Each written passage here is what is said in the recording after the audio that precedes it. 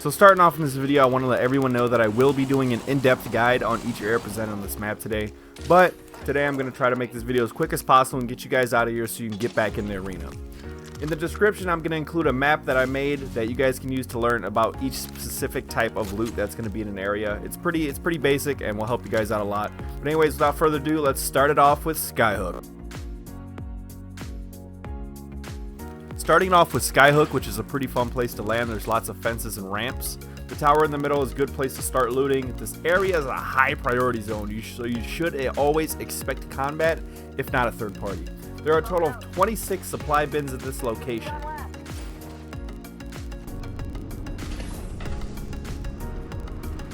Coming in at number 2, we have Refinery. This area packs a massive punch. Currently one of the best places to land in World's Edge. That is an opinion, not a fact. But not many people are currently caught on to how well this looting spot is. 25 supply bins, a Pathfinder beacon, and a respawn point. There is a lot of loot in such a very small area. Don't underestimate this area.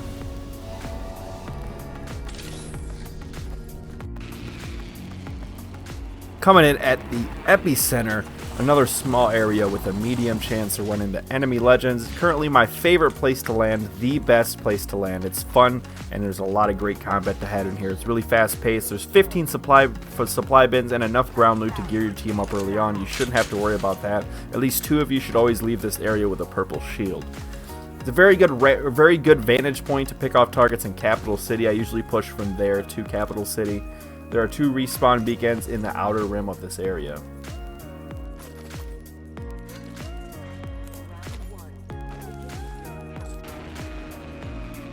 Drill site has to be one of the least favorite places I like to land. Usually if my team goes here, I avoid it like the plague. Drill site is a small loot area with barely enough loot to get you started.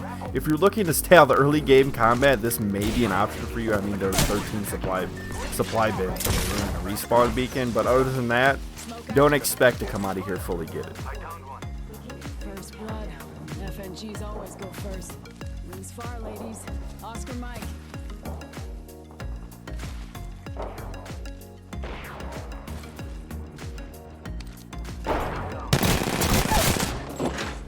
Tango down. Let's go this way.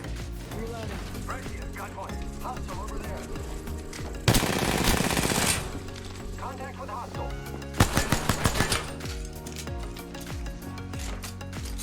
Contact with target. Contact. I never liked Overlook, mainly for the fact that I vaulted a low wall and fell to my death, not once but twice. But this is a high tier loot area. You should expect combat on drop. And a possible push from currently Capital City? Currently 19 supply bins, a balloon, and a respawn. Not a bad place to go starting out. Something good there. Welcome to Lava Fisher, located just a walking distance east from Drill site. This is a high tier looting area that I personally love going to. People like landing here, so you should expect at least 1 squad always and a possible push from the low tier area Drill site due to its lack of high tier loot. 29 supply bins, a Pathfinder beacon, a respawn, and a balloon. This place is excellent for getting in and getting out fast. Might be something good there.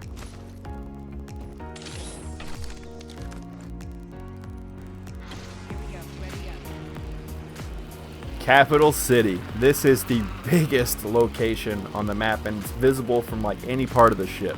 It may be the new Skull Town, I'm not sure, but don't expect to jump in and have your whole team kitted in purple armor. If you're lucky enough to find a level 2 shield, you should tread with caution if you are not experienced, as 2 or 3 teams always jump here. This is not a good place to land if you want good loot. However, this is a good place to land if you are only looking for a quick fight. The surviving team should expect a push immediately from Epicenter and Overlook. They should have medium to high-end loot. 19 supply bins, 3 respawns in the vicinity, and a Pathfinder beacon. Train Yard is a medium-sized area home to 26 supply bins and a respawn beacon. It is home to high-tier loot drops, but is a pass-through point for people that are in Lava Fisher and Drill Site. You should always expect combat here. They've laid traps. Getting shot at.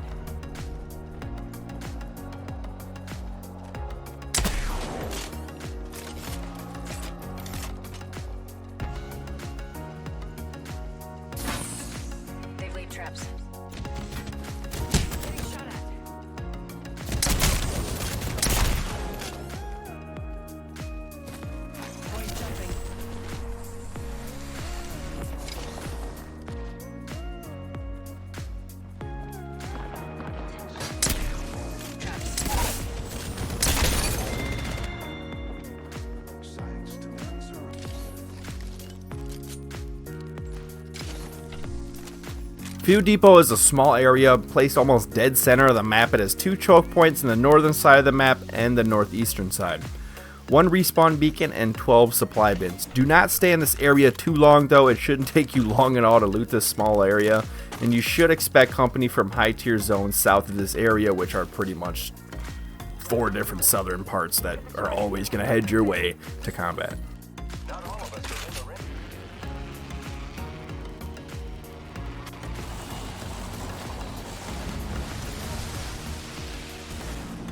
The geyser is a great location for loot as well as some fun early game content. The main sighting is areas, of course, the geyser, which is fun to use. It functions like a balloon but doesn't quite get to the same height as you would from one.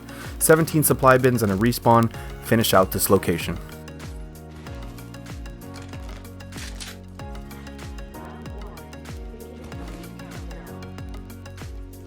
Great. All Thermal station. This squad is quite big and hard to traverse, but you should always expect multiple squad. It has a whopping 48 supply bins, 3 respawns, and 2 pathfinder beacons, and a balloon.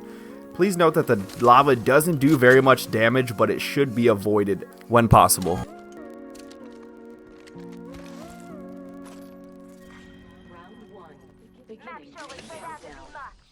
is likely shift the delta in our favor. Sorting Factory is a very fun drop if you're looking for fast combat and lots of loot. It features 44 supply bins, 2 pathfinder beacons, multiple respawn beacons in the area and the areas surrounding.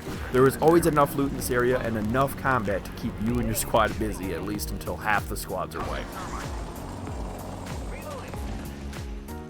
Recharging shields. Lava City is a small area with not much combat and a low risk for others landing with you. There are 15 supply bins, but this includes high tier loot. You won't have much attention and you will have a better chance of surviving if you are lacking in the survivability department. A respawn beacon, a path beacon, and a balloon will help get you out of this area faster, as you should always grab and go. Just us now.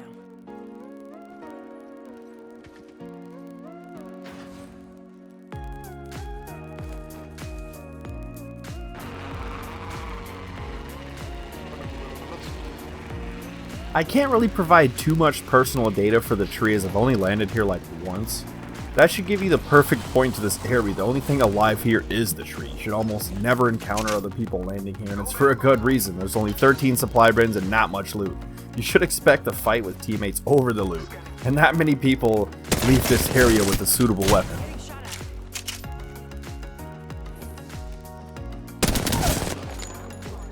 Enemy down. There's another squad attacking. Patching myself up. First blood. Firing. Downed another. All right, brothers, keep your eyes on the map. We're spread I should probably be landing at this place more often. It is a large area, it's a lot of fun, and best of all, if you do get third party, they can only come from the north. You're literally as south as you can get. There is a balloon and a respawn beacon in the middle of the area, as well as 22 supply bins, but be ready to defend yourself if this is the first spot to jump off the ship. Expect 2 teams and a possible third from the north.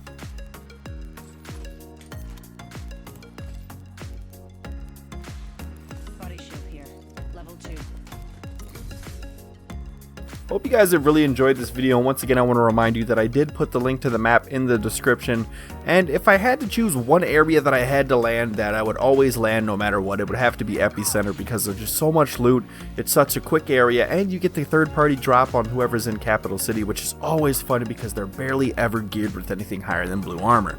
But I hope you guys would like to subscribe and hit a like on this video, leave a comment, what is your best place that you like to land, and are you having fun with the new map? I've been hearing a lot of yeses and a lot of no's, but I want to hear all your guys' answer in the comments. As always, this is your host, Elite Apex Legend, and I will see you guys next time.